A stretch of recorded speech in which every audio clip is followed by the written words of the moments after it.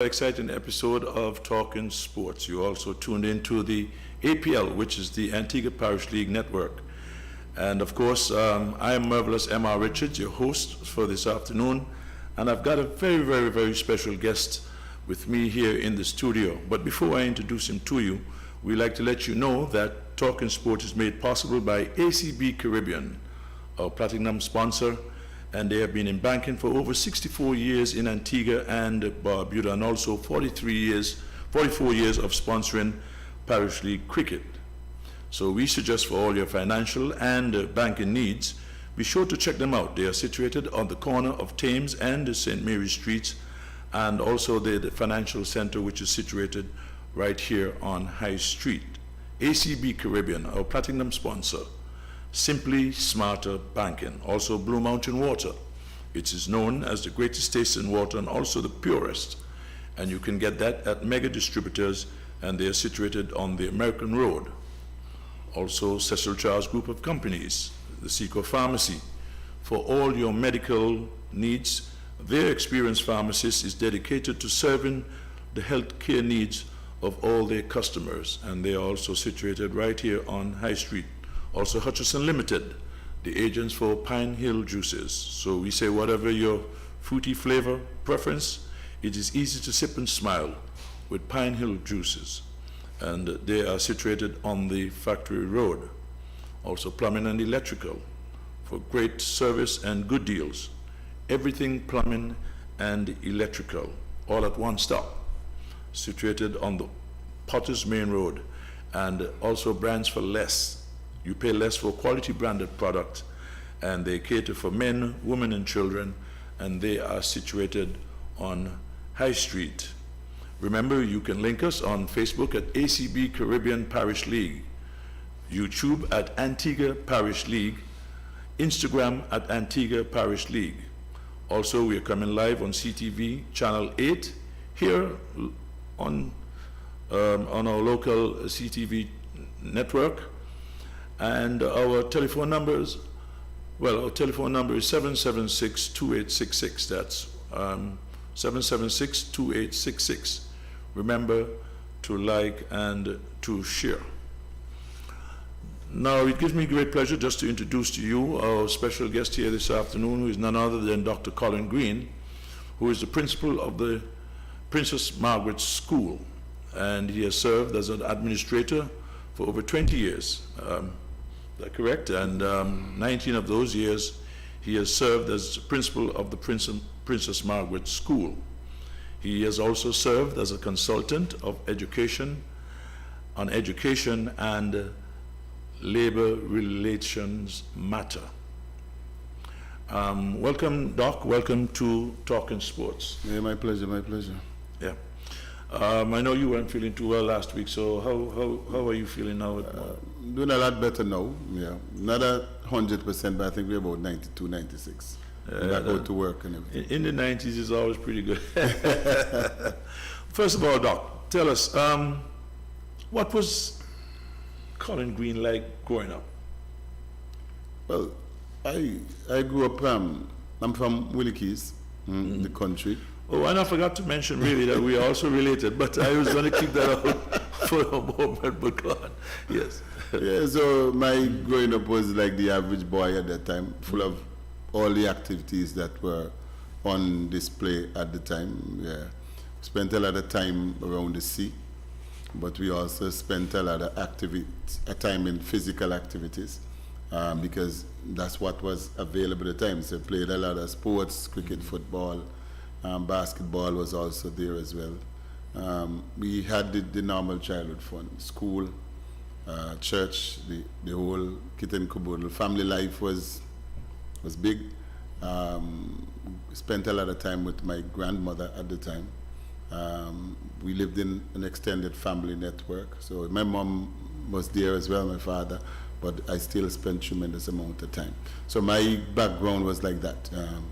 Very rigid in terms of discipline, but yet still flexible in enjoying the other elements of life. Fantastic. And you attended the Pierce Secondary School?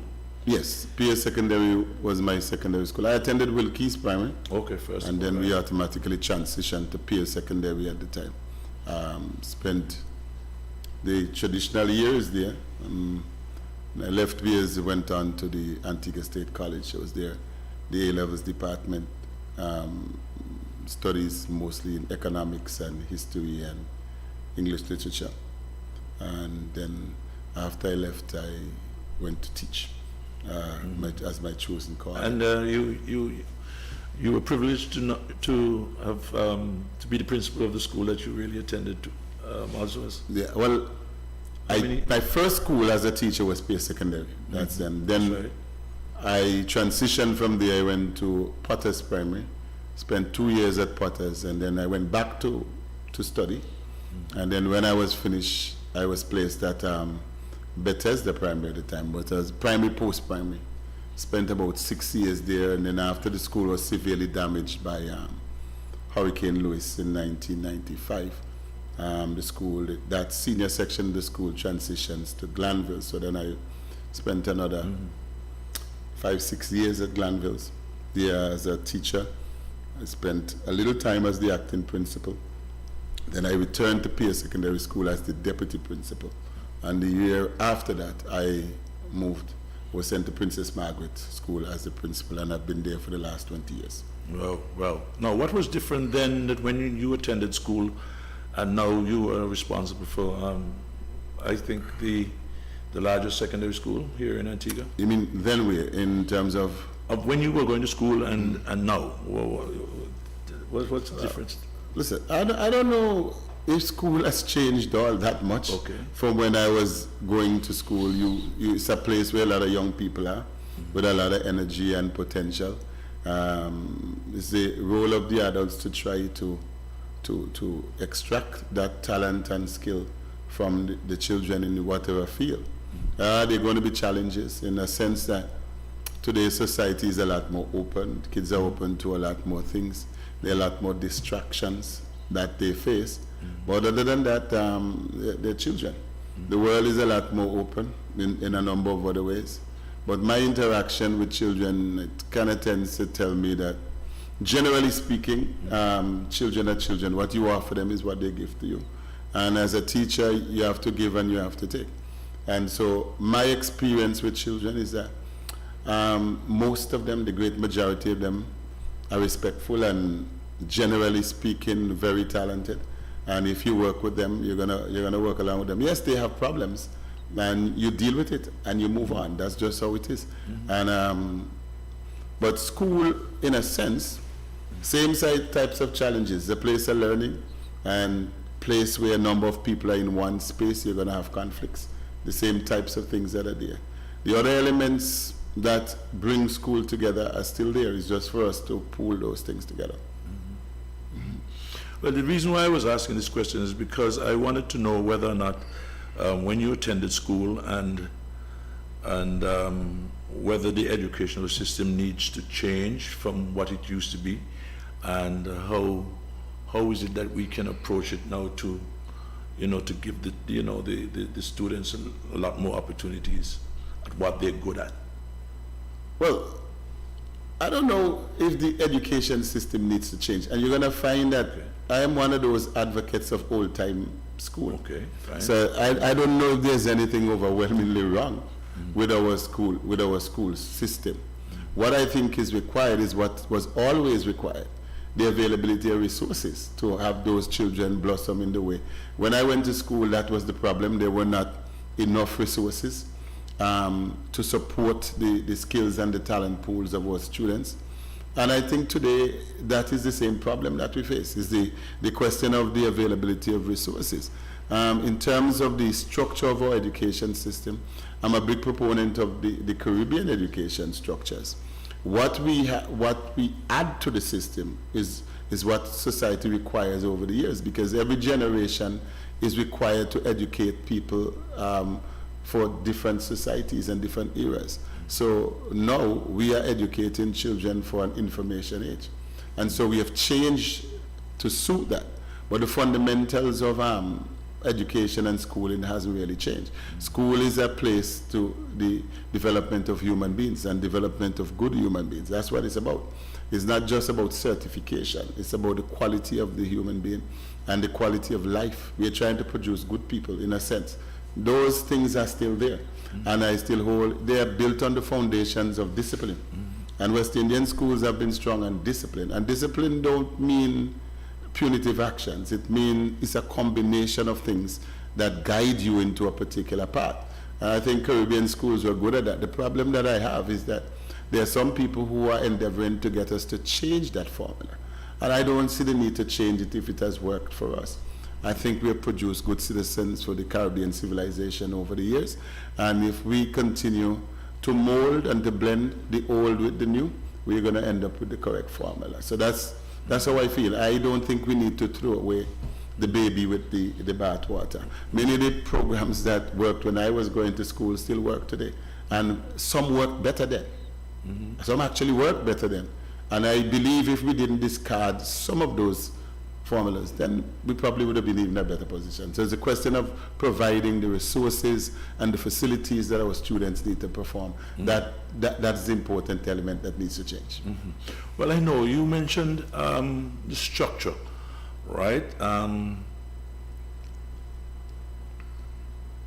how school used to be, really, and how now you, as the principal of the Princess Margaret School, how the students are excelling, not necessarily in the classroom, but on the field of sports, right?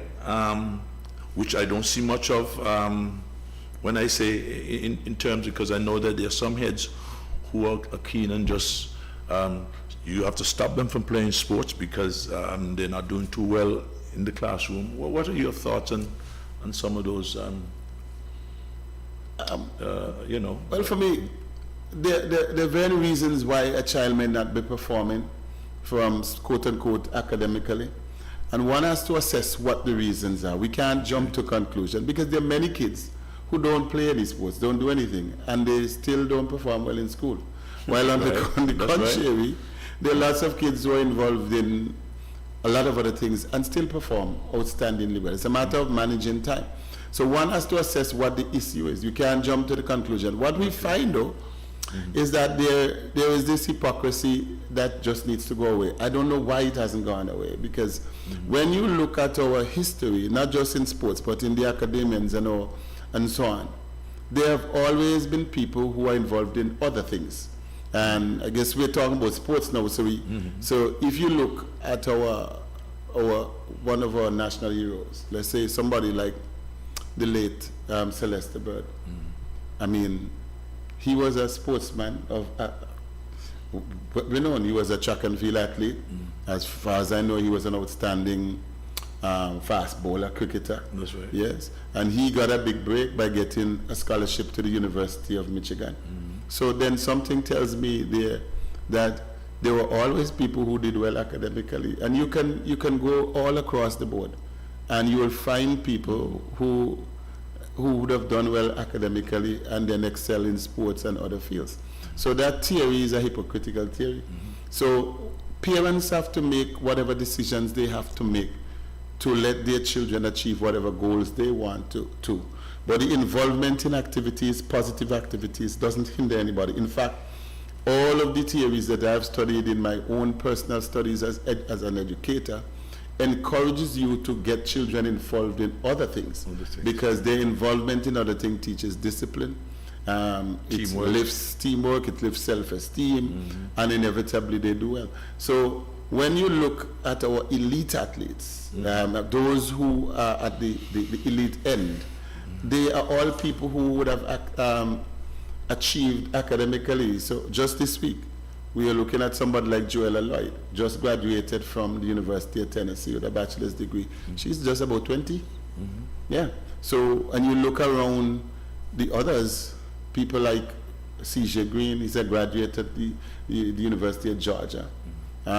Jess St. John, the University of Kansas State. So these are Division I's universities, top tier universities. How do you get there if you're not excelling academically? That's right. And we could list countless of those.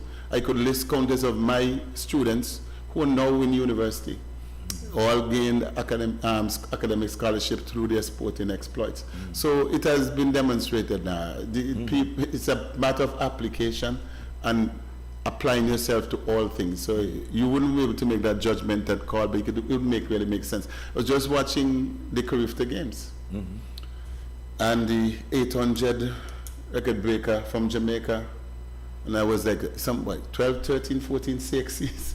And how many A levels? I mean, all that is a fully tracker. So the examples to show that there's a blend between both, it's clear. You look at the swimmers that we have, they all do well, they seem to do well academically. So it's not, it doesn't make sense. But do you think that there are other heads that are thinking like you?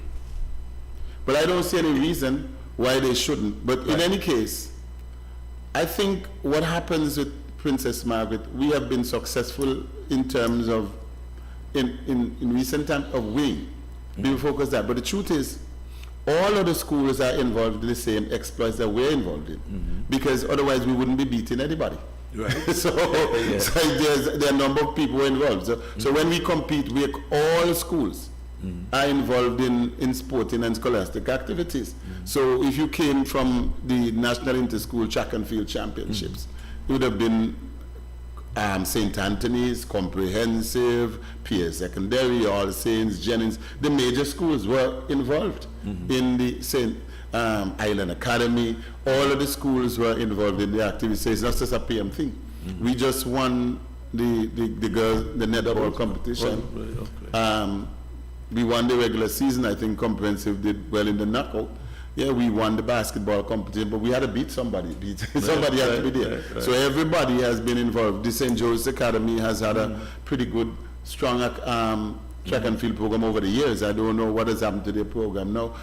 I think, in a sense, the way we organize it and we take it to another level, and the festivity behind of it, the recognition, the fever we bring to it, we have done it a little different. We have improved on it. The product is of a higher quality, but I think all schools recognize that it's important, and if they don't, their students are demanding that they be a part of it. The students want to be a part of that type of activity. You get requests for transfers all the time of children who say, well, listen, we want to be a part of this action. So I think generally speaking, most educators today feel that there is an importance of being involved in these things. Whether they have generated the resources and the energy and the expertise to do it the way we do it is a different thing, but they all have that interest. But I don't think they get so involved like you. Well, to be quite honest. I mean, I've seen you over the years, and you have actually embedded yourself in the whole total development of your students. Well, that's my philosophy about education. My philosophy is that everything that is in the life of a student is important. So there's nothing more important than the other. Right. So the same way I celebrate the students who do well academically, and they do well. Our graduation is the biggest program on our calendar. In a couple of weeks, we're going to have our prize-giving ceremonies to reward academic performance. And we're going to do it with the same gumption and the vigor and the class as we think children deserve to be celebrated. The same way when we have our sports award, the philosophy is that you need to let them feel good about themselves. So nothing is too good to be spared on our nation's children. And I just think that's a positive philosophy that the children have bought in, they all buy into, and they feel really, really good about. So my personality is that I personally enjoy that. It's a part of forming relationships with your students. You get to be able to speak to them. You see them in a different setting. Sometimes they don't see you as the principal, and that's the way you can advise and guide, support and mentor. And so that is, I believe in holistic education, no one-sided. Okay, remember 96, 97, 8% of these kids are not going to be professional sportsmen and women. They're going to find profession in different places. But what we build and create are the memories. School should be fun. It should be a place you want to come. And so therefore, when they leave, they'll be able to tell their grandchildren, listen, I used to play football at PM. I used to run. They don't need to be Maradona, but they used to play. They used to you play, understand? yeah. Or I was a part of that team that won a championship. You didn't necessarily need to win a medal, but you were part of the team. Right, so you can tell that story. You can tell that all a part of it, and that's what it's about. It's about, and the school, the staff, everybody is on board. Yes. And it's an intermingling of all the disciplines. So if you look at how we celebrate, the music department is big in it. The visual arts department, we produce stuff, we're into merchandising, and then all of that spills over to the greater. They feel good about themselves, they feel like champions, and nobody can tell them any different. And they can take that attitude anywhere in the world. Well, with a more developed, when I say school, I haven't been down there for quite a while, to be quite honest, right? Are your walls decorated with the athletes from a particular time who have done well for the school? Yes, we have a series of murals. Okay. That would represent athletes of a different kind. So for now, we'd have the main one now features like Andy Roberts, who was the first Test cricketer who was there. We also have a wall that shows the Olympians, those who would have gone to the Olympics, represented the country at the highest level, or national record holders. We also have walls that depict our musicians, or dancers, or entertainers. Right. So it's not just it's not a one-dimensional activity. You see, so when the children walk in, you hear them say, I want to be on that wall. One of these days, they need to find a space for me. And that's their motivation, that's their inspiration to get it done. And so it's a work in progress that you're trying to create that feeling of a PMite. And these are the ones who return. One thing about our school, we have a very high percentage of returning students. No matter what activity we have, the school population, the past students return in droves. So the other day we had a celebration for the track and field people.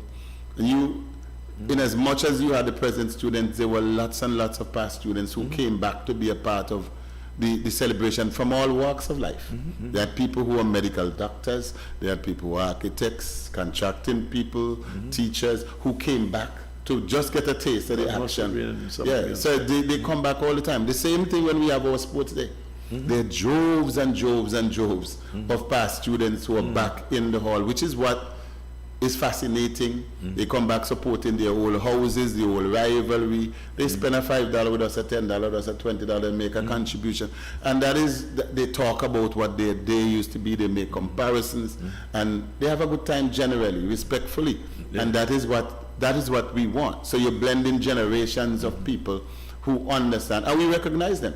So if you were in the house at our sports, all the old veteran runners from PM, you know your name is going to be called on the mic. We're going to say, who is in the house? And we have to offer them that respect because they build the foundation, and we have a philosophy that every generation is supposed to be better than the next. Right. And so if that is the case, then we're going to be okay because this generation is not doing so badly. Right, fantastic. So maybe there's what you call maybe a book or something in the making, something that, instead of maybe going to the school to look at the walls and stuff like that, there may be something that someone can get, Yes, and all of that is coming. And keep as a treasure. Part of the problem we have with our schooling system that needs to change, there are no resources that are directly pumped into our schools.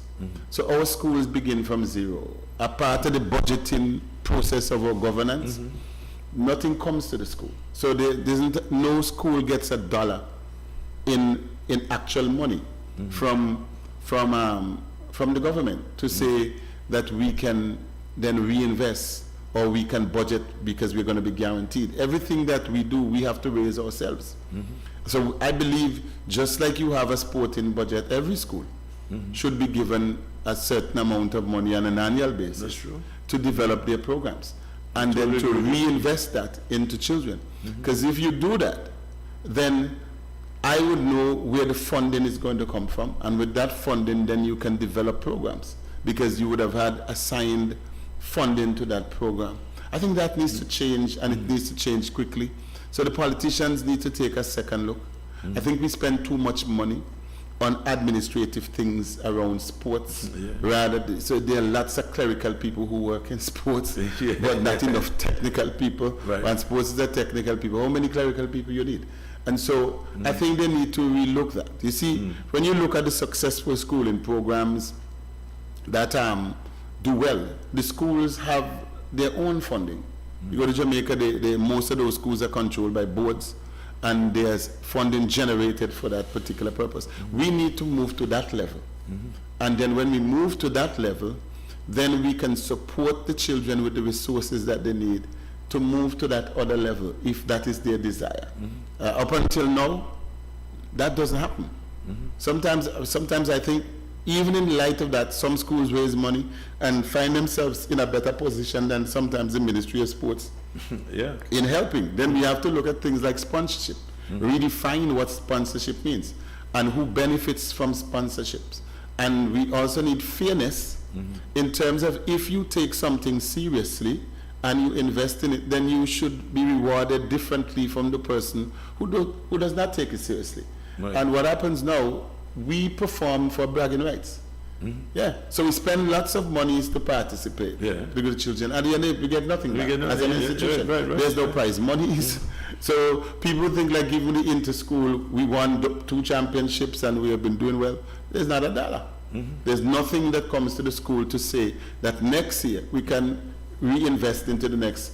Any money is coming out of that, we're going to have to find it ourselves and generate it. And you cannot build legacy by chance.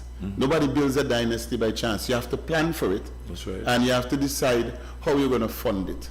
That's what it's about.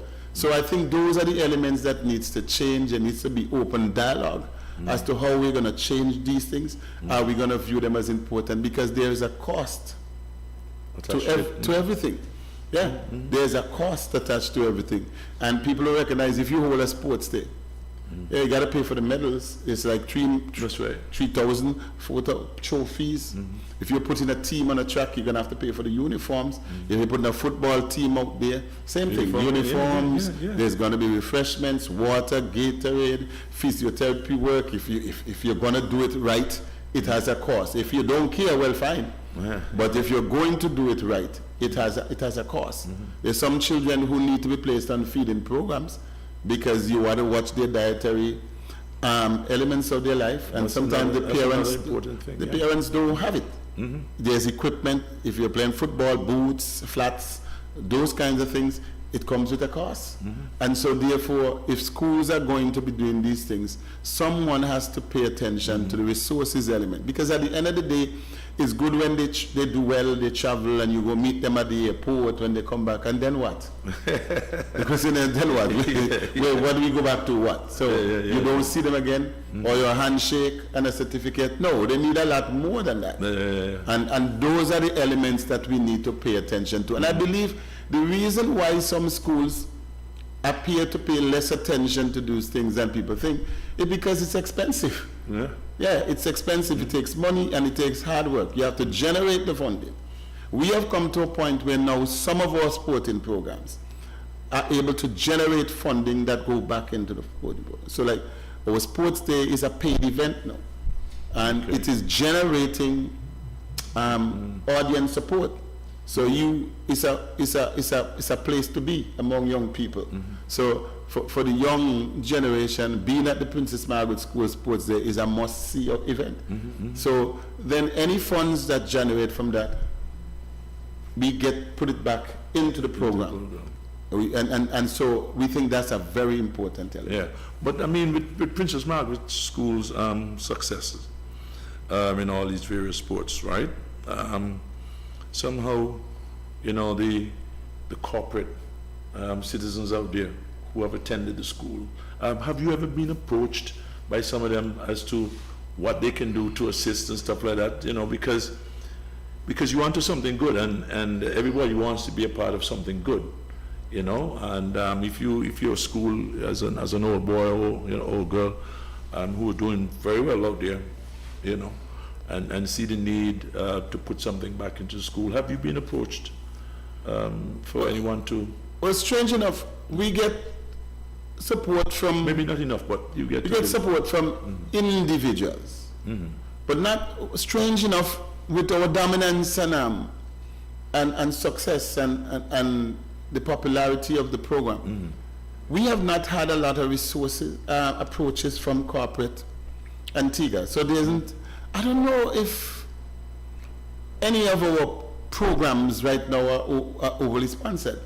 You have had individual alumni who have businesses who have been very supportive, but to say that there's a mad rush of people coming, just like in Jamaica. I mean, in Jamaica now, that doesn't happen. So for the sponsors come and look.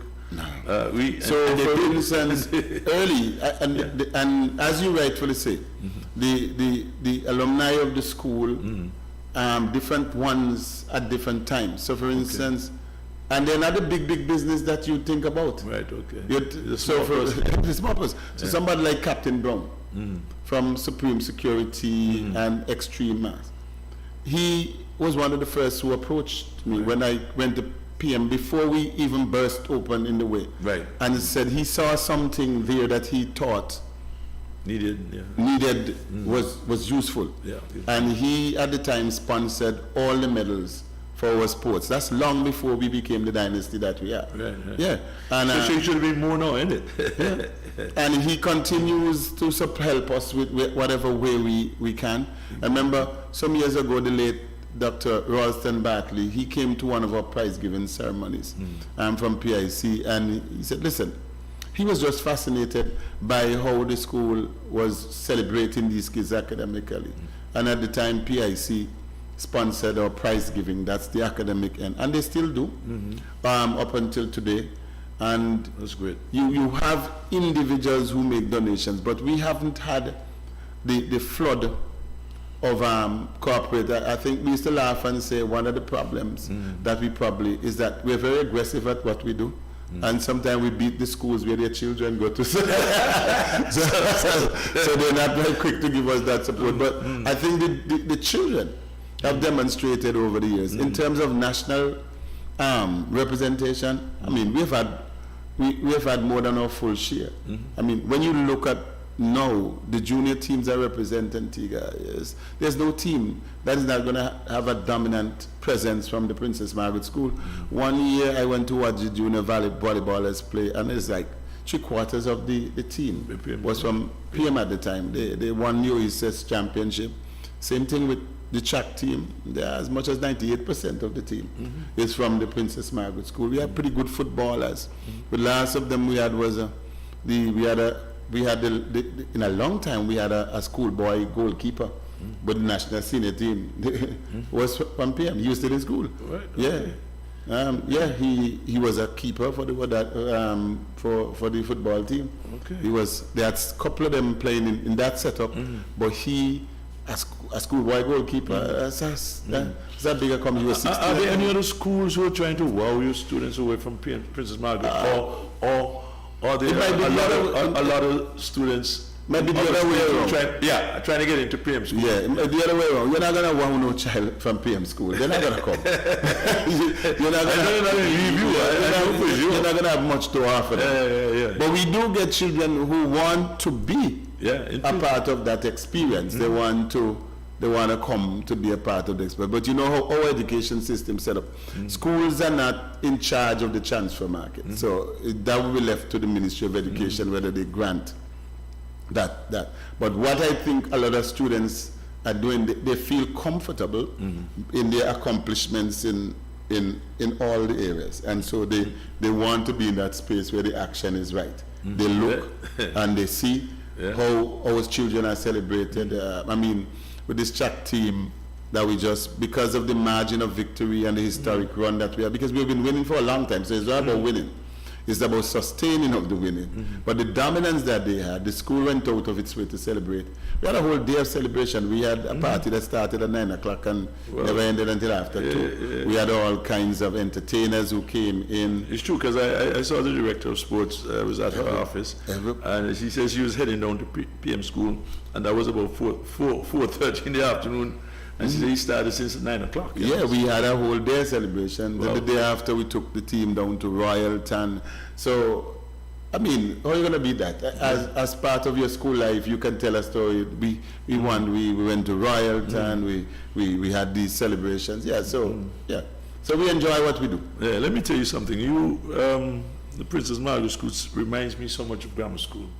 And also Lloydson Jacobs, who was the headmaster there at that particular time too, who was, you're very much like him, he supported the guys in everything that we did, and I remember at one time myself and Viv, we played on the football and the cricket team, and we were going to a movie at one night, and while we were getting dressed, we heard Jakey's voice outside talking to the old man, and he said, well, we're going to the movie. So after we got dressed and was passing them, Jakey asked, oh, where are they going? He said, oh, they're going to the movie. He said, no, they can't go to the movie and exam, and they have exam there, man.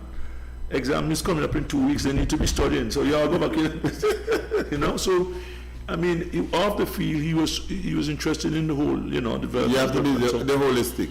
Right, and I also remember, long ago when a grammar school or someone from the St. Joseph's Academy, I suppose, went job hunting or went to look for a job, and the person who was interviewing asked him, so what school did you go to? And you said the Antigua Grammar School. They didn't ask any more questions. They say, when can you start working? Because they know that you were. Princess Margaret School is very much like that now, and you must be commended for the kind of work that you've been putting in, right? Where did this passion come from? Well, I think a lot of people don't understand. I'm an educator first. That's what I do. That's where my training is. I'm a teacher. And if you're going to be a teacher, the role of a teacher is to be a catalyst, is to implement change without necessarily changing yourself. And your work, your influence springs eternal. You don't know where it's going to end.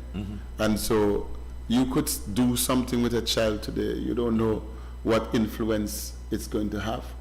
And that influence could either be negative or positive. Yeah. So one has to choose and what kind of influence you want to have as a teacher. It's a tremendous responsibility to be in charge of the guidance of another human being. And so I have always been like that. I've always been, for some strange reason, I've always understood educational issues, even when I was a student. In early secondary school, I was difficult to deal with because I understood where I felt education should be. And so I challenged systems when I was in school. I challenged principles when I was in school, that it should be different. And but how did they look at you then when you did that? Did they accept it or no? Or they just many of the changes that I was calling for when I was in school and advocated for was frowned upon. But I have now gone on to the universities and so on that I've been to, and there are theories that are built on the same thought processes of a 12-year-old or a 13, 14-year-old. So for instance, there's one educational philosophy called Gardner's theory of multiple intelligence, meaning that every child, different people can be intelligent in different ways. Yeah. And so all people don't have to be the same, and there's nothing wrong with all people being different. And so you have to identify the intelligences that are prominent in a child and then draw that out and let it work. So some of us are that talented that we have multiple intelligence. We have different skill sets. Some of us are very, very good at one or two particular things. And if we can identify those things and develop them, So from my experiences, for instance, when I went to school, I was really, really good at the theoretical things, but I had difficulty with practical elements. I had difficulty with the industrial arts. So I was doing very, very well on one side of the school, and people automatically thought that would transcend to the other, but it didn't. So kids who wouldn't make good grades on the academic side were very good on those sides. And I never understood that. I wanted to be good at everything, but just didn't happen. And so people call you lazy, they say you weren't applying yourself and whatever. That wasn't the case. I just didn't seem to have those types of intelligences. I don't know where the gap in the generation went, because my sons now and are very, very skilled people. They're all very skilled with their hands. They didn't get that from me. You understand? If you understand what I'm saying. Yeah. So they have that type of, my daughter is also very creative. So they have that type of intelligence. They're also good academically. They're really good academically, but they also have those other types of intelligences. So for me, I've always had that passion to see children excel. And a great deal of my work in actual teaching was in the post-primary system. We got children who the system said failed. So my job was to lift their spirits and give them a second chance, to make them feel good about themselves. Because remember, if the system was saying you failed an exam and your other classmates passed, and so they were going to another school, and because you failed, you're coming to this school. So you imagine the responsibility we had to lift those self-esteem of those children and to make the space that they're coming into as a space that's worthwhile for people to come. And so I guess in a sense, I became very, very good at that, working with other teachers at lifting spirits, and I've seen some of those children bounce back and do tremendous things in life. And so it means you can't count them out. You can't count out anybody at all. You don't know what I've seen them. I've seen them in But banks. tell me, but don't you think that the whole society now, you know, they seem to judge intelligence by how many CXC subjects you pass? I mean, only, like when you say, you know, isn't that a kind of scary thing? Well, I'm not sure. I'm not sure that society, in essence, does that. Well. Okay. But I think the nature of school, the primary focus is on academic tasks. Right. And so therefore societies tend to highlight that the most. And there's nothing wrong with that. Okay. Absolutely nothing wrong with that. Whatever a child does well in, they should be celebrated in that manner. What we have to be careful not to do is to forget the other types of accomplishments that students have. Right. So you cannot say you celebrate the ones who pass 10, 11, 15, Right. 17 at the disadvantage of someone who excels in music, excels in the performing arts, and so on. No, all of them must have their space. Every one of them must have their space, a moment for celebration. What we had a way of doing that, I think, is wrong. People used to say, well, he's a good footballer, but there's no but. If you're a good footballer, You're just a good footballer. You're a good footballer. Yeah. But they would say, but if he doesn't do well in school, then he shouldn't get the award for the football. They're not connected. They're not connected at all. Because the child who's getting the 17 subjects doesn't have to be a good footballer to be awarded the 17. No. Yeah. So what we have done, I have removed all those fringes. If you're a good footballer, you're a good basketballer, you get awarded just for that. We have a ceremony just for those, and nothing is And if mentioned. you do well academically, If you're well done, you have a ceremony to them, they get just for that. Just for that. Yes. Yeah. We separated like our sports awards from the academic awards. They're two totally different awards. You come to a sports award, you're only going to hear about the accomplishments of the individual in sports.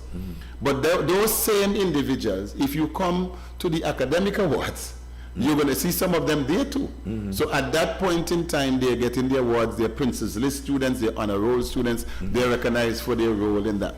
The musicians, the sound engineers, all of these people, there's a place for them. There's a place for everybody. And that is what I think needs to happen. To each his own. So for the scholar, we have to have room for them, and we respect them. Of course. So when the scholars are being called at Princess Margaret School, the sportsmen stand in awe. Yes. If that is the case, the whole school stands in awe. Yes, if that's the case. The same thing when people excel in other areas, everybody stand in awe and give credit to who credit is due. So that's how it has to be. Yeah.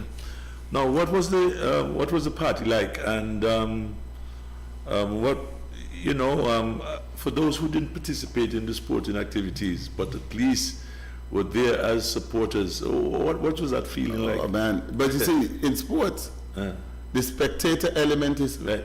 also crucial. It's very, The spectator element is. We're giving an award for the most or the group that We have an we award. don't leave anything out, you know. We have an award at PM that we call the Spirit of Princess Margaret Award. Okay. That goes to the most spirited. I know it had to be solid. Everybody has And you know how that came about, right? I remember one year this student came up to me and he said, "So listen, I see you give all the awards to the sports people, the bright people, but what about us?" And I asked him, "What about us who?" And he said, "What about us who keep the school bubbling, sir? Who keep them laughing and relax? Who bring the spirit of Princess who make some Margaret to noise, the party? yeah. Who make the noise? Who dress in the most outrageous costumes?" I said, "Listen here, we are onto something here. Yeah, man. We are onto something here." So every year we give an award called the Spirit of Princess Margaret Award. We also give an award referred to as the Ambassadors Award, those who make a good name. But we also look down among the younger ones and we give awards called Future Stars Award. Wow. So we identify you as the next big thing. And we're saying to you, we think you could be a star. So Right. from now, this is the award. You're going to be a And future star. you know what's it's going to do to that kid boy? And so we look back to Yeah. see how many of the future stars emerged into stars, and they all have. So they all have read the past. So every little thing we find to be a part of is going to be there. A big part of our element is also music. And this year, I believe, for the first time, when we're going to give the Ambassadors Award, I think one of the leading contenders is the entire Princess Margaret Serenaders Band. That's the steel band, the iron band corps, the musicians. Wow. Because they have been so critical in keeping the spirit of that school alive. Right through COVID, they continue to practice and to perform and lifting our spirits down. So they're such a big, big part. So we feel all of that is important. Everything is important. And so it's not no one side fits all. So when we came there on Friday, the spectators knew that there was going to be a reward here today. Okay. Yeah. And so we would start in the morning, live music, live band. We brought back different genres. So we started off with the students themselves singing, top singers, top dancers. And then we brought back a reggae band, and if you know Ras Juba, nice. He is a PMite, Right. former athlete, part of our core of the launch when we bring them. He learned that performing art element at school. At school. So he brought back his whole band was there, And then we brought back Daddy Fergus, that's a young upcoming little soca artist. He graduated last year. Okay. Yeah, he was back. Claudette Peters came as part of the family. Yes, nice. We had some students who were into fire dancing. Students who were doing fire dancing and limbo and all kinds of madness. So young DJs were there. Ruthless, DJ Ruthless, and all product of the PM structure. And that was a part of the celebration. Good natured. There were little times that somebody might step out the line. All it needs is a little guidance, because nothing is perfect. Perfect. That's Nothing is perfect. That's and they have a good time. And it was really, really nice.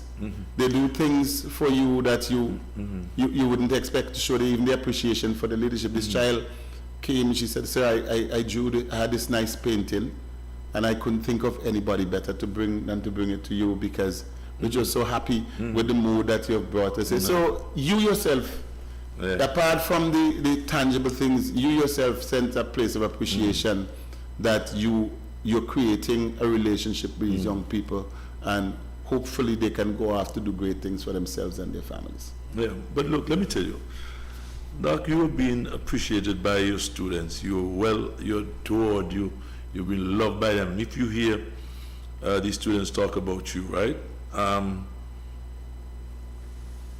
You think they're fearful they're going to lose you in a couple of years? When I say this, I mean, you're not going to be there forever, right? You're going to, and does that ever cross your mind?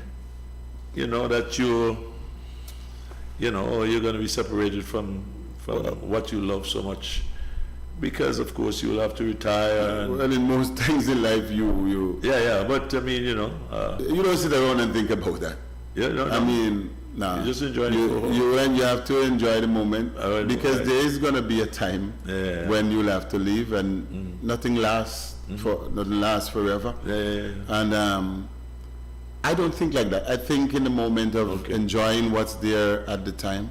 There are kids who tell me that. There are kids who come up to me. They make deals all the time. They try to say, "Sir, I'm gonna come by you, but on the condition you're gonna have to stay until I graduate." I say, "Well, I don't control those things." No, you have to promise me. 20 years before they graduate. How many years that? Well, they're making that deal before they come from primary school. That's what I'm saying. So it's a lot of years. The condition that they're making of them coming is if I'm gonna stay. I just take it as a compliment. Because I don't control those elements. The principal's work, I could be transferred at any day, even without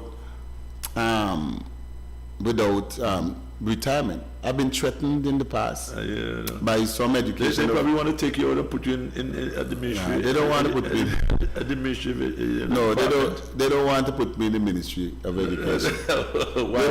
They don't really want to do much to do with me anyway.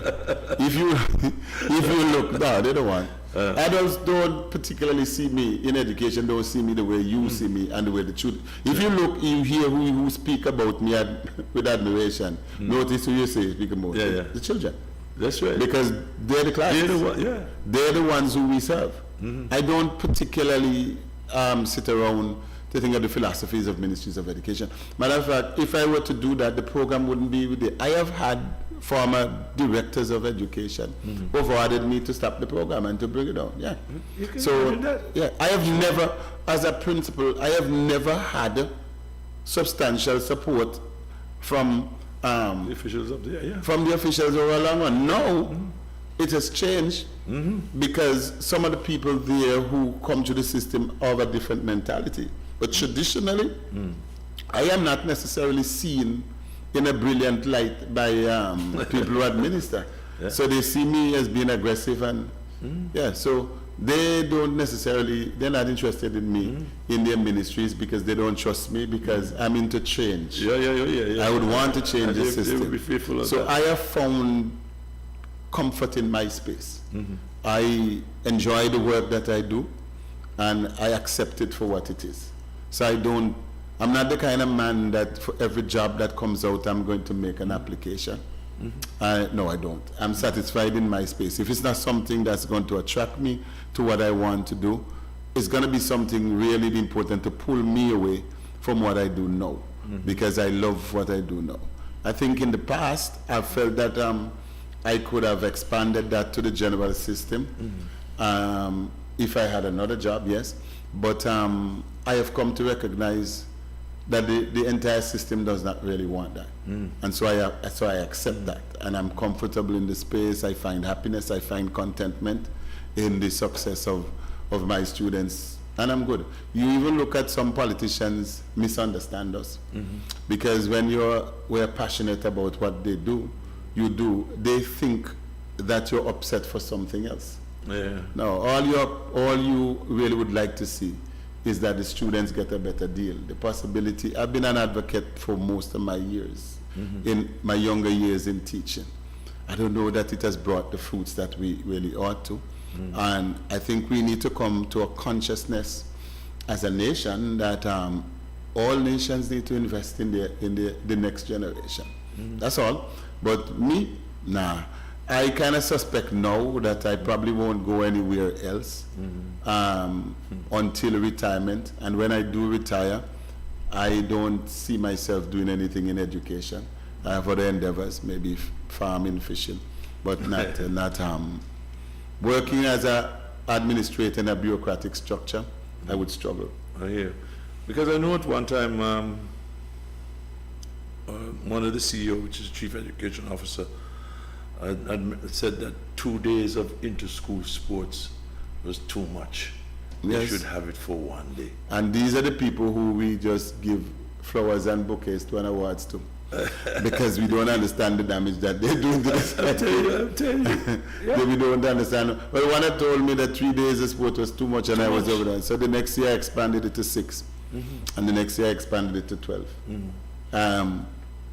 If they understood education, They wouldn't say that. They wouldn't say that, didn't they? No, because you see... But how did they get that title, the CEO? I mean, when they say, understanding the civil service is another... Okay. That's another... That's a different kettle of fish. You're talking about bureaucratic structures that favor colonialistic styles, even though the old colonizers have changed. We still in that old mode. Oh, in that so mode, if you go to England, the philosophy about education is very much like mine. Right? But they're stuck in some zone that makes them feel. The hypocrisy about it, though, is that for their own individual children, they get them into activities that the schools offer. They're the same ones that are going to take them to the music class and take them to the swimming class take them to karate. They might not want them to play football at PM there, but they would take them out to an academy somewhere. At the academy on the other end and so on. So I can be very cantankerous when I'm ready. So now when they bother with me about congratulations, I don't have time with that. I'm in my own zone. Don't need their congratulations, because what I'm saying, if we were convinced and we put the resources, there's so many things that can come out of that. I can see a whole policy that minimizes the cost of education and having children getting meaningful scholarships and so on, if that is what they're into. And when you look at the quality of the scholarship, for instance, Board of Education probably gives like a 10,000 to a child. If you get into a Division I school, a scholarship could be worth something like $70,000 a year, 70,000 US. Yeah, I mean, I have had the opportunity to personally witness. I didn't pay for my son's tertiary education. That was paid for by some of the major universities. And by the time he was in fourth form, he was pursued by nearly 30 of the top universities in America. I mean, when you have LSU coming to call to say, listen, we want him on a visit, and perhaps anything that somebody else offers, we are willing to better that offer. I mean, that's a little boy from a little school, from a little village somewhere. So they value the skill sets, and I've seen other kids in that. Right? Yeah. So where was I going to get that money to pay for a $40,000 semester education plus room, board, medical attention, travel? I mean, if you understand what I'm saying. So if we can access that market, it then provides another access for the education that they claim that they so value. Because we are small territories and our resources are not limitless. So I think it should be in national policy that we can see one benefits the other. When I went to Florida State to accompany my son to take him, the amount of Jamaicans that was on that campus. Some of them didn't even run in Carifta. Right? But there's so many scholarships that they had gained through there. Many of them using that opportunity as a platform to something. That's something else. So yeah, there are benefits that a nation should be interested in from that point of view. So and that's why I'm telling you, I don't know they want me in their space. And it's not something, one politician said I was bitter because I didn't hold the top job, but the only person that's talking about it is him. So maybe he knows something that I don't know. I am perfectly comfortable in my space and my zone, and that keeps me going every day. Yeah. Now you brought your students, athletes, to a particular point, right, where, of course, they're going to go on to the national level. What do you think the association needs to do, especially the Athletics Association, whatever it is, in order for those kids now, if they're interested in going the distance, what it is you think that is necessary for them to get to the top? Well, first of all, the Athletics Association has to develop a plan. It has to have a short-term plan, medium-term, long-term. But a critical element is that they have to find some level of financial independence. I think one of the problems that they're too broke. You can have a vision, but you're depending on somebody else to finance it. And when there are differences between either those visions or the personalities, the athletes suffer. So you could have, sports administration is a very political thing. Matter of fact, can be more political even than national elections. There can be some serious trouble going on there where that is concerned. Yeah. So you might not politically support a candidate. So if, for instance, the president of the Athletics Association may not support the president of the Olympic Association, you might have a problem with funding. And ultimately, who suffers? The athletes. The athletes. So I think they need some level of independence. They seriously need to do something with the facilities. Because if you have facilities, then your events can be a generator of funds. I'm sure that if you are able to put nice, good stands and so on up into Yasco, when you have your meets, you charge a little money, you make a change. Of course, yeah. And that money, one fill basket. Yeah, and they have to look at grant funding and all those kinds of things to support the athletes, generally speaking. Because if you notice what happened to athletes, they do very, very well as juniors. Yes. But unless they get into like the university programs, they fade. Because they don't have the resources. And there's no pathway. And there's no pathway. Right for, yeah. And it's an expensive sport. And the athlete is taking a risk. Because you're pursuing a career in sports while others are pursuing careers otherwise. If you don't find success in that career, you could have a difficulty. Yeah, and there are things like injuries, all those other things. Who is going to provide the support for you there? And so they have to make a decision. If you have to make a decision whether to make a living, whether to go to work, whether in a hotel, whether it's on construction, if you have no other source of funding, what are you going to do? How many of them are going to be professional athletes to get sponsored by a Nike or Puma or so on? So then the association themselves need to approach corporate Antigua to provide support and sponsorship on behalf of these athletes. The corporate and the full ride. When I say the full ride, which involves the nutrition. Yeah. Which is, they have to be eating well in order for them. I think in recent times the government understands a little bit better the need to support, but you're going to have to be in that top 1% for them to, if you don't get to a particular standard, they're not going to invest. So therefore, the intermediate space is where the support is absolute. When they just leave school and they're transitioning, when that comfort that school provides is no longer there, the association has to fill that gap. And so I am hoping in the long run they get their act together and go that direction. And when the athletes do well, they also continue to need that support. I know personally how difficult it is. Yeah. I've seen it. Right. I've seen it. And if they don't have the support, that's what's going to fail. The faster you run, the more support you need.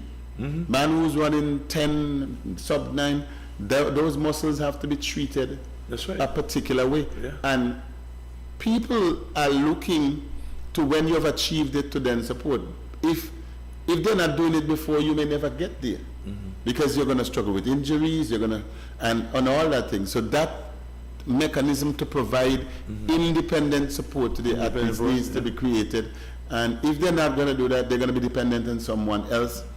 And that may never be supported consistently. Right. So in other words, like the athletes has to be recognized, whether it's on a regional level, before he can get some sort of support from the NOC. Right. Well, you would have to qualify for the support within the structures of the NOC, and the NOC structures are not dictated just by the NOC. It's dictated sometimes by the International Olympic Association. So, for instance, the International Olympic Association gives scholarships, not just in track and field and sporting discipline. And the Olympic Association will make those recommendations. If you get them, the funding is provided over a period of time. But that they determine the kind of funding that they need, or perhaps maybe a local coach or something. If you're on a scholarship, if you're on an Olympic Solidarity Scholarship, then the IOC determine what the funding is. What the funding is, right. So if every person, let's assume that every person on that gets $1,000 US per month per se. Let's use that as a figure. Whatever he has to do, he has to work within that He has to work 1,000. within that, and you have to provide receipts Of course, yeah. to show that you're using the money, because the international organization is going to call for accountability Right. where that is concerned. So those kinds of fundings are available, and I believe the IOC the local Olympic Committee works within its limitations to support athletes. But outside of that, let's assume that it's like $1,000. You can't live on $1,000 because the athlete also has to live. So apart from just talking about preparing yourself to run out to kick a ball, you have to live.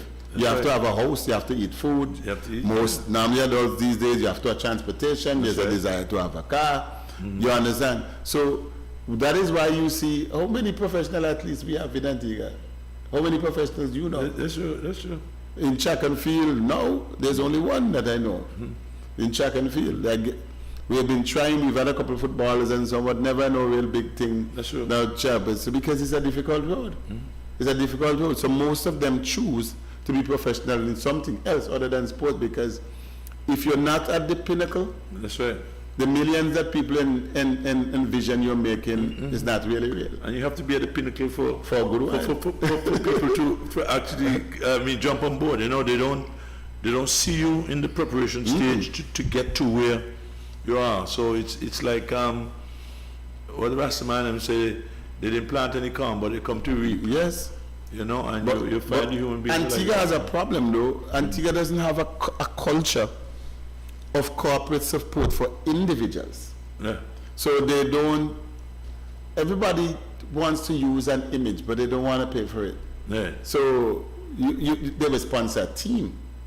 Like they give gears and so on to a cricket team. That's all. They get a set of jersey that they pick up for a little thing. Yeah. But in terms of endorsement in the model that the rest of the world has come, like in the States, the multi-million-dollar organizations like the Pumas, the Nikes, who see an individual and want to associate themselves with that. Now, we don't think in those terms. We may think of a one-off sponsorship, but there are enough corporate bodies here that could, of course, seek an endorsement from a pro athlete to make a difference. It's just a matter that they want the majority of the profit for whatever reason, you know, rather than put it to. But there are enough indigenous organizations in Antigua as well who could make that type of contribution. It's a question of who is speaking to them. So you see, power is distributed in different ways. A man may respond a particular way if you and I approach them. But somebody in a position of power approaches the same person and you get a totally different result. Yeah. So that is why sometimes it should not even be left up just to the individual. It should be a national call. Of course. So you think if I go to ask one of them corporates for sponsorship, they might say no. But if the Prime Minister asks them, kind of way. It's a different kind of way. But and better yet, still, if the corporate sees themselves in their own marketing prospects of seeing value in utilizing that, then we'd have a different approach. In some of these territories in the Caribbean, yes, they are seen as value and endorse people. I don't know that the models of many of our if you look at how things are the market, look at the major telecom companies and so on, who are the ambassadors and so on. There are many sports people in that, you know. It's true. Nah, they seem to be into entertainment. Yeah, but there's still quite a few people, right? As a matter of fact, like I know, when we go to budget meetings and stuff like that, and for allocation of funds for education, for public works, and all these kind of things, and everybody have to present their own little case and stuff like that. You know, sports. We used to say, I mean, why is it that they don't want to put anything in sports? Because, and sport is what has made the outside world know that there is a place called Antigua per se, you know, and culture to a certain extent. And the marketing that is done through sports, they could really pay for. Yeah. Right? But I don't know if they understand, because I could give you an example. After the Rio Olympics, at that time, my son CJ was still at the University of Georgia. Because he went to Rio, he was just about 20. Right? When they came back, the University of Georgia had celebrations for all the Olympians. Present and past. No matter who you were, wherever you were in the world, you're going to be identified. So they had kids who were from Europe and the Caribbean, people like Shawnee Miller, the high jumper from Laverne, from St. Lucia, they're all Georgia alumni, so they're all part of that. And you were saying they were celebrating them, and one of the ways they made a presentation at an SEC football match. I think Georgia was playing against Alabama. Okay, yeah, You hear what I just tell you? Georgia, University of Georgia, playing against the American football, right? yes, That is college football. That is war. The University of Georgia playing against Alabama. SEC, one of the biggest matchups in well, not just college sports, but in sports period. In that stadium alone, in the physical stadium was over 50,000 people. The television rights, right, spun so far in every ESPN, because I think the SEC control one of those ESPN channels. And he chose to wear his Antigua uniform. My goodness. So look at the mileage that you just... They couldn't pay for that. They couldn't pay for. I was at the airport. One time I went to collect him. And he came home, he had on a Georgia jacket. There was a group of people, tourists there, who were coming out the airport at the time. They were going to Jumbi Bay, so obviously they had money. And one of the delegations saw him in a jar. You're a bulldog. He said, yeah. And I mean, I was wondering, I mean, if you understand what I mean, the kind of treatment and the ovation they pull in the family to take a picture. They get a chance to take a picture with a real bulldog, a real person. That year, Georgia won the NCAA track and field championship for the first time in the history of the university. Right, okay. And I mean, you go to the university and every wall, every place, these kids are there. They had access. I'm going to a Georgia basketball game with him. All he had to do was press his fingerprint and you don't pay. It's like, you get what I'm saying? That's how serious they took that. So when you look at that type of exposure, I mean, it is something that's worthwhile. You go to a Diamond League and you stand up and see the titles, Antigua and Barbuda. And some they're going to say a little bit about where he's from. Of course. You see that. So the same thing with many of the others who represent us in a way. I served on, I worked with an international organization for a number of years in my early life in education called Education International. And it took its executive from all the different regions of the world. Africa, Asia Pacific, Europe, Latin America, North America, and the Caribbean, representing over 30 million people. And I served on an executive that had some Indians, Sri Lankans. There's a man from Australia, a good friend of mine from England.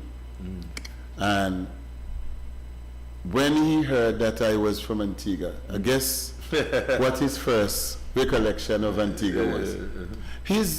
I don't know if he knew about beaches, but he knew that was the birthplace of Viv Richards. And, you know, the Indians, the same way, that's the conversation. But to hear what's yet, I got even greater celebrity status when I told him that's my cousin. You remember this? Family there. Oh my goodness, there's nothing wrong that I could do. I am telling you, You understand what I'm saying? So, yes, you're correct in saying that. That is true. It has a part of the recognition. People don't even know the name of the Prime Minister of the country. But they still remember those. What IVA stands for. So I remember when I used to go to those meetings, even when within the Caribbean, you know, the argument and the banter among one another. Yes. About who produced this and who produced that, who's a big good one, and all in good spirit. You understand? All in good spirit. And so I used to tell my wife is St. Lucian, so I used to tell the St. Lucians, listen, you all just frightened. Darren Sammy has a stadium in St. Lucia. He could never get a sidewalk in that day. Because the competition, we had produced as a small place so much. But it's good natured. They're proud of their production. They're proud of Sammy. I admire him. And they're not backing off of that. No. They're very, very proud of what they have produced. And there's nothing wrong with that. So in the friendly Caribbean banter, you understand? A Dominican lady gonna tell me, oh, all your Antigans still Stanford and you played for Antigua, but you Dominican. I say, yeah, but you had to come to Antigua to refine. So it's that they too feel, of course, a sense of something so people latch on to different things. For your community, the same way they know your musicians, they know your singers, and it's not necessarily in sports only. That's what I'm telling you. The same way they know your musicians. I took some school children down to Dominica, and of course the kids were asking where the Kentucky is. So there was no Kentucky in Dominica. So you know how how children are. You know they say. What do you mean y'all have a Kentucky? Boy, there's something out there. And a girl was in the group and she said, you can keep your Kentucky because I know a woman up the road. Her name is so-and-so. When you finish, eat her chicken. She was proud of that. It's a part of your culture. It's your way of life. Your way of life. Yeah. And so all that is important. So the marketing, a lot of these youngsters do a lot. Yeah. But what are your thoughts on some of these athletes? So, in NCAA and so, the footballers and stuff like that, about being paid, because you know those universities make a hell of a lot of money. Off these kids, I mean, television, right? It's a two-way stream. It's a two-way stream because I guess in time all of those policies are going to change, but if you interact personally with a lot of these kids, the universities do spend money on these athletes because they find a place of comfort. Whether they should be spending more is a different thing.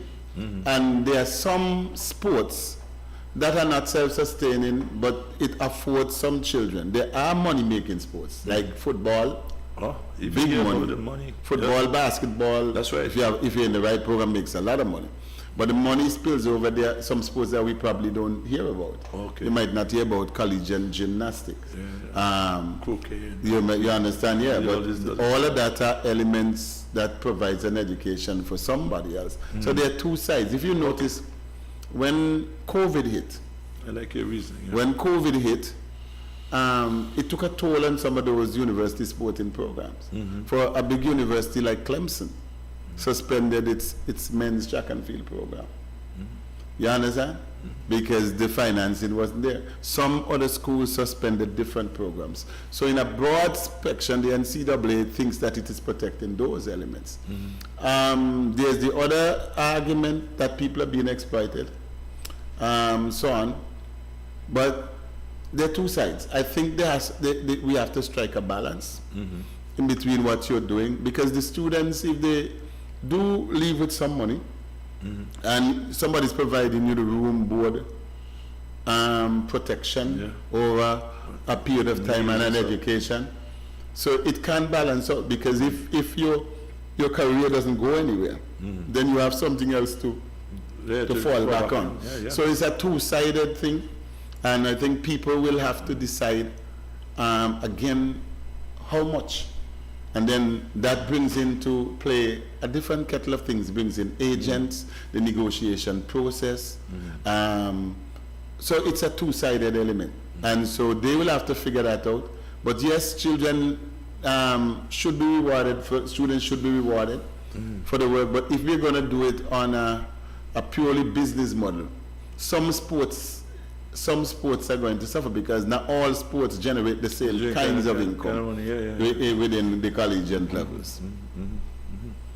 Now, in 2018, 22nd of May to be exact, you were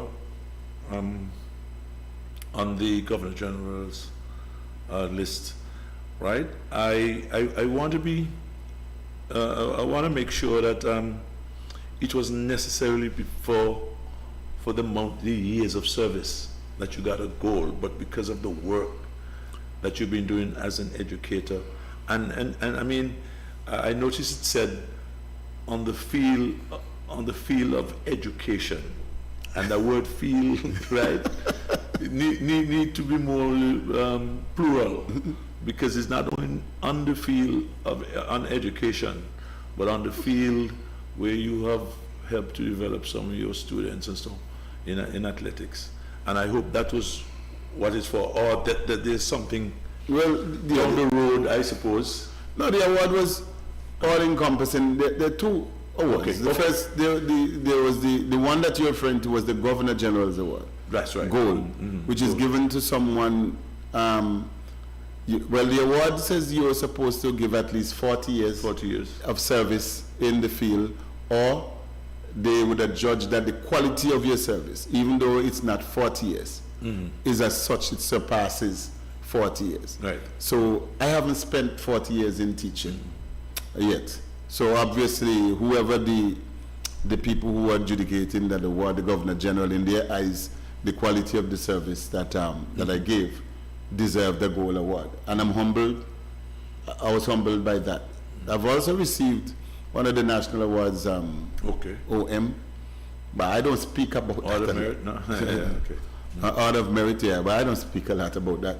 And again, as people say, it's in the field of education, because I've done quite a bit of work in education. Do you think that they on the education, yes, what you've done is considered, because you have always been an advocate as an educator, which involves sports. It's included sports. There's the visual arts and and I think to some extent include my work in the teachers union, which a lot of people know.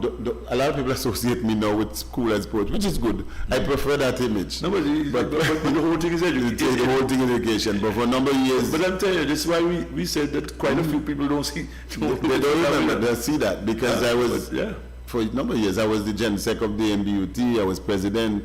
I was president of the Caribbean Union of Teachers. I was one of the few people from the Caribbean who served on Education International. So I've had different levels of, I've done a tremendous amount of work in education regionally and internationally. So as an educator in my own right, now I spend a lot of time talking about school exploits and the performing and the extra, what people refer to as the extracurricular thing, because that's where I find my space. I'm no longer concerned with too many of, well, I can't say I'm not concerned, but I'm not personally involved in too many of those types of advocacies that occupied my younger life. But I've been in a number of things, curriculum development, and I pride my work as a teacher, as an actual teacher in the classroom. So the innovative things that I've done in the classroom as a teacher, those things don't get talked about a lot because a lot of people don't know. So for instance, when I would have developed a model of teaching from using music and poetry to get children to learn, as a style of teaching, got much acclaim from the University of the West Indies. Those kinds of things, I write songs, I write poems, I write plays, whatever it takes to get the child to learn. So that is my foundation work. That's my job. I'm a teacher. I've coached sports in different levels. From the community level, I coached Division I basketball with the Wilkies Running Rebels. I played with them for a number of years. Played football with Wilkies for years, strike for them for years, was a captain of the team for a number of years. Dabbled a little bit in cricket, but I wasn't really serious about cricket. But it's been a good run. And then we had a photo of you also here, where we did the one, right? When you were talking to your athletes. What was that about? Like, it's more, I would say a coach, but I saw you as the head motivating these kids. You mean from this year? This year, yeah.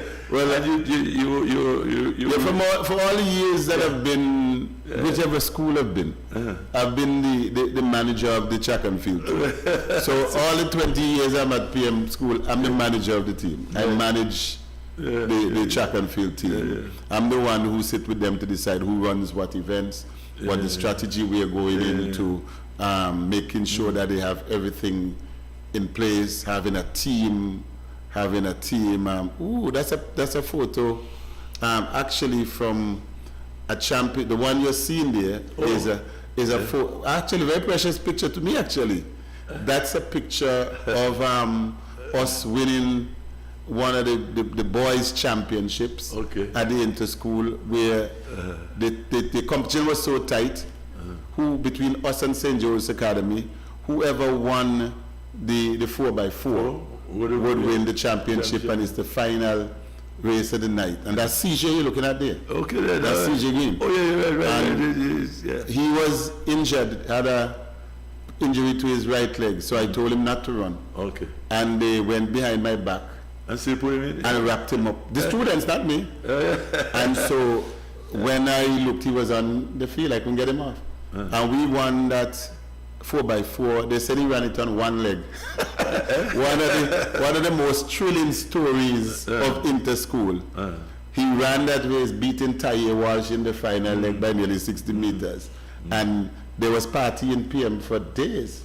You understand? Yeah.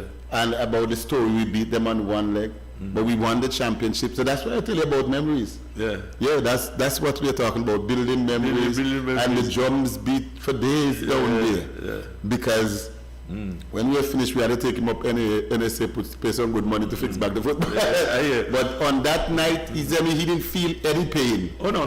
When he was running, the adrenaline was so high. That's exactly. After he finished the race, and he was in pain, you see him holding on to me there for comfort.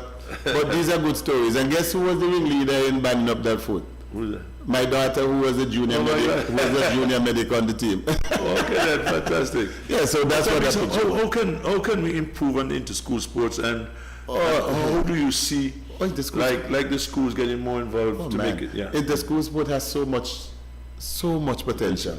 So much potential. I think for years I've been saying that we need to have a standing committee that manages inter-school. Now, when I say standing committee, when one inter-school finishes, you begin planning for the other one. And planning involves the involvement of the schools. So we could have joint meetings with the principals, have a representative from the principals and the committees, come together to say what we'd like to see out of it. We discuss what resources are going to be required. So for instance, in Jack and Field, I believe every school should have certain basic facilities for track and field. Yet every school is not going to have a track. Right. But every school can have a shot put in. That's right. Every school can have a javelin. Every school can have a long jump pit. And the fundamentals of that are taught as part of the physical education program. And then coming out of that, you see those children who are excelling. And then the marketing of the sports is all around. And so that marketing targets premier sponsors. That's right. So that when the children come to inter-school, every team would look a particular way. There wouldn't be anybody running in barefoot. Every child should have a pair of spikes. Every child should have a pair of flats. We could order stuff in bulk, make it cheaper among ourselves. Yeah, and if there is this rallying cry from all the schools, which happens now, but it can happen on a bigger scale. The children are hungry to support it. Then inter-school would blow out of the way. Then you make it something marketable for TV. You package it nicely. You package it, yeah. And if you saw the vibes, the vibes that was there over the last weekend, even in the rain, with no stands and no covering, these spectators never left. Wow. They stayed on. I mean, it has so much potential. It has potential for every team gets some seed money to start the next year out of. Right. Yeah. All of that and invest, and then the quality of the athlete coming to the games will be improved. Because if all teams are training well in advance of the game, the competition would be tighter. It probably mean our dominance wouldn't be there as big as it should, but you would have a better quality project. But inter-school has so much potential. Right down to the opening ceremony. It could be a cultural explosion. Well planned out with performances for children across the schools. Take these things on board, boy. From all across the schools. Because there's appetite for it. And there's nothing wrong with our children. Our children have the appetite and they want it. Not just our children. Our mature people. I mean, the only thing that prevents some of the more mature people from coming in jobs is because there's no facility. I've heard so many mid-range people who say, listen, I want to come and sit down and watch. But they're not going to be able to stand up for a duration of 2-3 hours. If they find a nice little spot, they can sit, just like when we go watch cricket. That's right. And we sit down and comfortably watch, and you go buy a drink from the concession stand or whatever.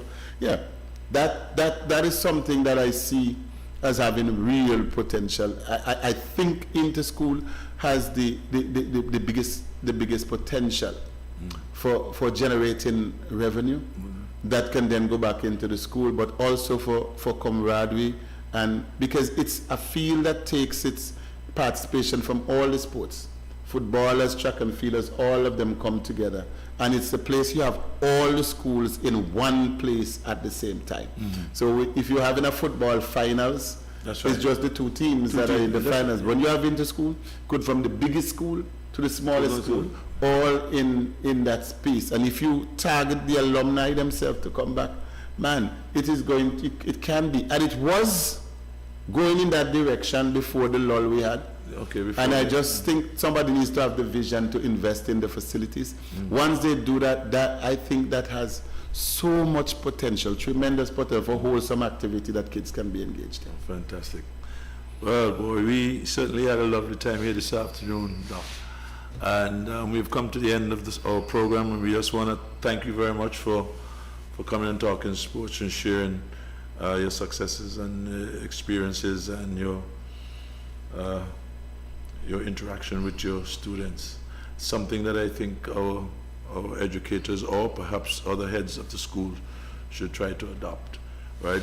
We thank you very much for coming on. We really appreciate it. We want to say on behalf of our executive producer, who is Taddy Arundel, along with our platinum sponsor, ACB Caribbean, Simply Smart Banking, also Blue Mountain Water from mega distributor Cecil Charles Group of Companies, which is Seiko Pharmacy, along with Hutchison Limited, and Plumbing and Electrical, which is situated on the Potter's Main Road, along with Brantford.